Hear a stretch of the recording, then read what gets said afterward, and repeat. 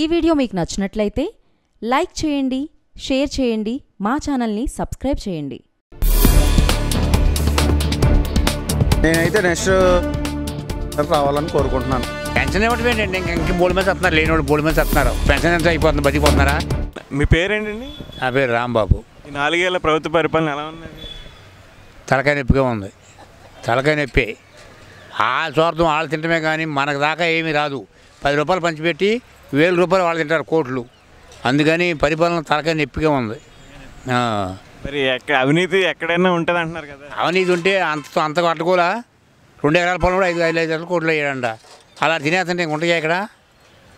అది మరి స్టేట్ విడిపోయిన తర్వాత లోటు బడ్జెట్లో ఉన్నా కానీ చాలా కష్టపడి మీద దరిద్రం. ముందు ఇడిపోతాకి దరిద్రం, ఆడిపోబడి ఇడిపోపడతాకి.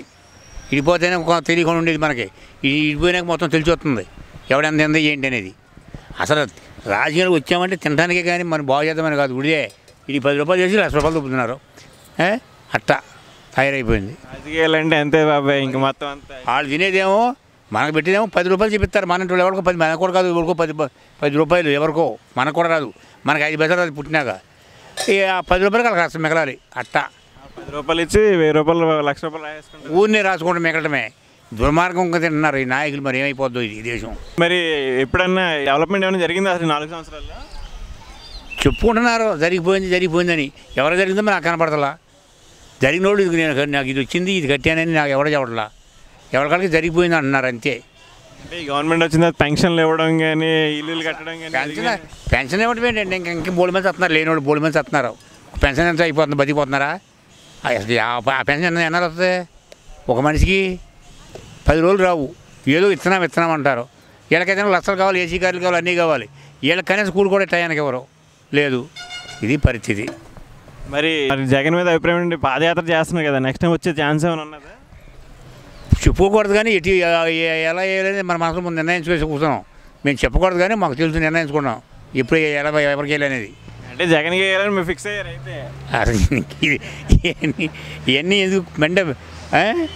మరి రాజశేఖర రెడ్డి గారు అసలు రాజశేఖర రెడ్డి గారు 100 మందికి కత్తి పెట్టి తింటే ఆయన కూడా తినలేమో. 10 రూపాయలు 100 రూపాయలు పెట్టాడు 10 మందికి. ఇక్కడ అది లేదు. గుట్లో ఎంతైంది ఇదే లెక్క. వాళ్ళ డబ్బు వాళ్ళు దోష చేసుకున్నది లెక్కలు వేసుకోవడమే. మరి రాజశేఖర రెడ్డి గారిలో జగన్ కూడా చేస్తారని నమ్మకం ఉన్నదా మరి? ఎందుకంటే పుట్టతోనే 1000 కోట్లతో వచ్చినారు వాళ్ళు. అంత దుర్బుద్ధి వాళ్ళకి ఉండదు. పుట్టతోనే 1000 కోట్లు, వాళ్ళకి అంత దుర్బుద్ధి ఉండదు. అది కనుక వాళ్ళకు చూసి నడుపుతారు, కూర్చి పద్ధతిగా నడుపుతారు.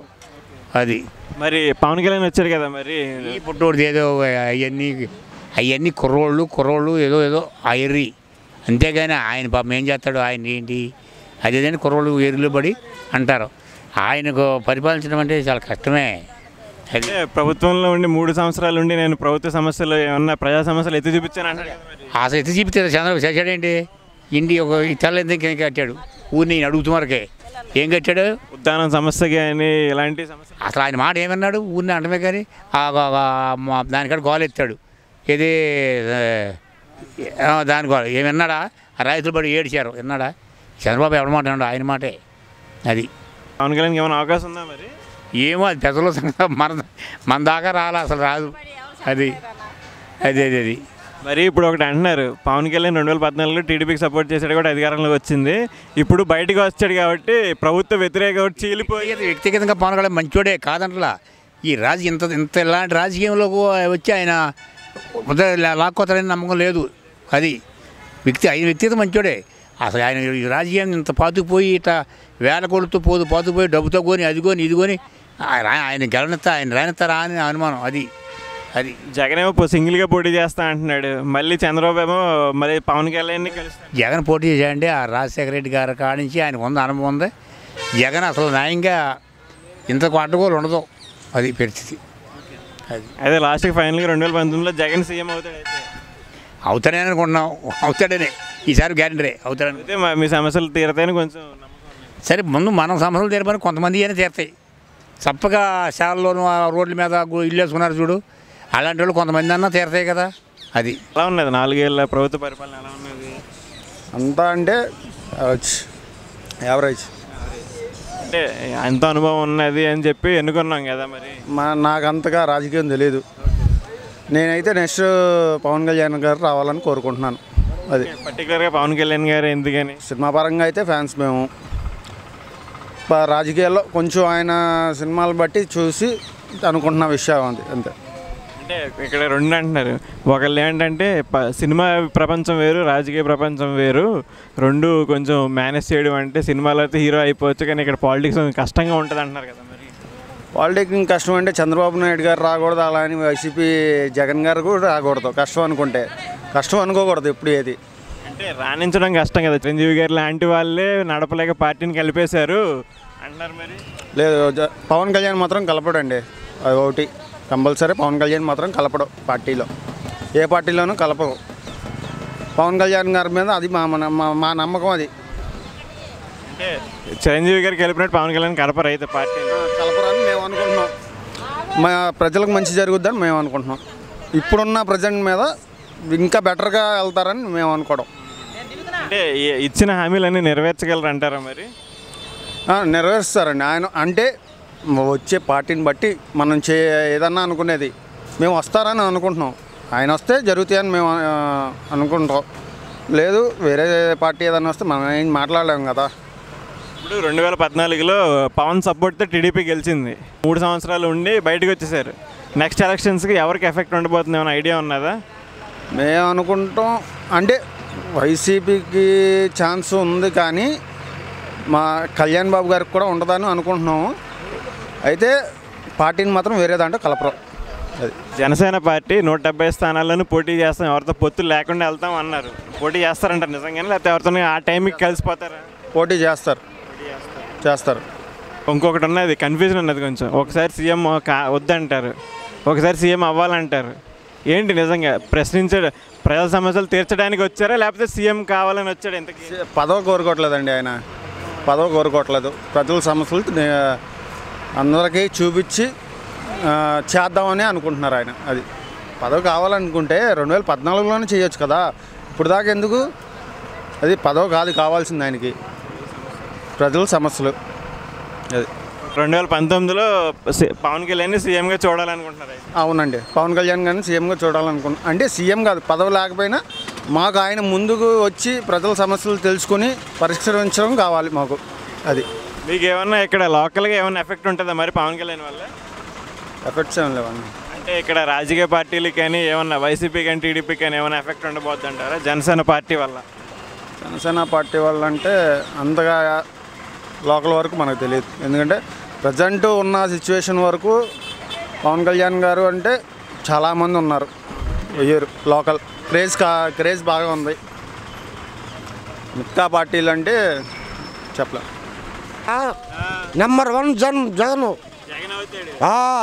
చెప్పుకో, వెళ్ళి ఎవరికని చెప్పుకో. నేను యథార్థం చెప్తున్నా. నా ఈ ప్రభుత్వంలో ఏం జరగలేదా మరి? అనవసరం వద్దు, అదే రావాలి, జగనే రావాలి. జగన్ మీద అంత నమ్మకం దేనికి వస్తాడని? నాకు నమ్మకం ఉంది. నాకు నమ్మకం ఉంది నాన్న. రాజశేఖర రెడ్డి గారి లాగా చేస్తారని నమ్మకం ఉంది అయితే? ఉంది. మరి చంద్రబాబు నాయుడు కష్టపడి చేస్తా అంటాడు కదా. మరి వద్దు మాకు వద్దు. మరి పవన్ కళ్యాణ్ మా బుడ్డోడు దానిదే ఉందండి, ఆయనదే ఉంది. అంటే నాకు కూడా చాలా ఫాలోయింగ్ ఉంది, నాకు కూడా ఛాన్స్ అవ్వండి అన్నాడు కదా. బెబ్బే డంకా మొక్కలు తిన్న కోడి ఇది. జగనే పాదయాత్ర చేశాడు కదా, వచ్చాడు మరి ఇక్కడికి? వచ్చాడు, సెకండ్ ఇచ్చాడు, మాట్లాడాడు. మరి ఏమన్నా లోకల్ మీ సమస్యలు ఏమైనా తీరుస్తా అన్నాడా? రావాలిగా, ఆయన ప్రభుత్వం రావాలి కదా. అది మరి అనుభవం లేదంటున్నాడు కదా మరి జగన్కి. వచ్చింది ఈ 4 ఏళ్ళ ప్రతిపక్ష నేతగా వచ్చింది అయితే వచ్చింది. 2019 ఎవరు వస్తారనుకున్నారు చివరికి? అయితే జగన్ వస్తాడని అందరికీ నమ్మకం ఉందండి. అందరికి ఉంది, నా ఒక్కడే కాదు, అందరికి ఉంది. ఉన్నదండి 4 సంవత్సరాలు. నాకు ఏడు తెలియదు నాన్న, నాకు ఏడు తెలియదు. పాలిటిక్స్ తెలియదు అసలే. ఓటు వేయడమే. లాస్ట్ టైం ఎవరికి వేసారు? లాస్టా జగన్కి వేసినాం. అయితే ఈసారి జగన్ వేస్తాం. జగన్ అయితే బాగుపడిద్ది అయితే స్టేట్ అయితే. ఏమో దేవుడి దయ. మధ్యలో పవన్ కళ్యాణ్ వచ్చారు కదా మరి. ఏమమ్మా నాకు అంతగా అనుభవం లేదు తెలియదు. ఈ 4 ఏళ్ళు ఎలా ఉన్నది పరిపాలన? ఏముంది, మా పిల్లలకు ఉద్యోగం ఇస్తామన్నారు, ఇవ్వలేదుగా. అంటే ఇప్పుడే కదా స్టేట్ స్టార్ట్ అయింది. అది కాదు, చంద్రబాబు నాయుడు గారు చంద్రలకు ఉద్యోగం ఇంటికో ఉద్యోగం ఇస్తామన్నారు. మా పిల్లలు చదువుకునే పట్టినే ఉండారుగా. అడిగితే ఏమంటున్నారు, మాట్లాడతలేదు. అదే అంటున్నారు, ఇప్పుడే కదా స్టేట్ స్టార్ట్ అయింది. అయితే చేస్తాడు, గెలుస్తాడు ఈ సంవత్సరం, గెలుస్తాడు ఈసారి. జగన్ అయితే గెలుస్తాడు. గెలుస్తాడు. మరి అనుభవం లేదంటున్నారు మరి చాలా మంది. ఇది గెలుస్తాడు, అందరూ గెలుస్తారంట. ఆయన గెలుస్తాడు, ముందుకు వస్తాడు. మళ్ళీ జగన్ రావాలి. వాళ్ళ నాన్నగారు అలా చేస్తాడు. నమ్మకం ఉన్నది మరి చేస్తాడని నమ్మకం ఉంది. ఓకే. మరి చంద్రబాబు చాలా కష్టపడి చేస్తున్నాడు అంటున్నాడు కదా మరి. చేస్తున్నాడు, కళ్ళు నీళ్ళు తుడుతున్నాడు అందరికి. మరి పవన్ కళ్యాణ్ వచ్చాడు కదా, పవన్ కళ్యాణ్ మీద ఏంటి? ఏం మరి ఆయన సంగతి మాది తెలవదు. జగన్ గారు చేస్తాడని మాకు నమ్మకం ఉంది. నాకు రావట్లేదు, చెప్పించిన నేను రాసుకోలేదు. రాసుకోలేదు, అప్లై చేయొచ్చు కదా మరి, వస్తాయి కదా. రాసుకోలేదు నేను. అబ్బాయి చిన్న అబ్బాయి చదువుకున్నాడు కానీ ఇంక రాలా ఉద్యోగం, చదువుతున్నాడు కానీ ఉద్యోగం రాలా. అంటే ఇప్పుడే కదా స్టార్ట్ అయింది స్టేట్, కొంచెం టైం పట్టిద్ది అంటున్నారు కదా. నాన్నగారు ఇలా చేస్తాడు అయ్యా, జగన్ గారు వస్తే జగన్ వస్తే ఇంటికి ఉద్యోగం ఇస్తాడు. ఇస్తాడు, అందరిని బాగా చూస్తాడు. నాన్నలా చేస్తాడు. నాన్న దేవుడు కొలుస్తాడు, కొలుచుకున్నారు హాస్పిటల్లో కానీ అందులో కానీ చక్కగా చూపించాడు. అది జగన్ మీద అయితే వస్తాడు.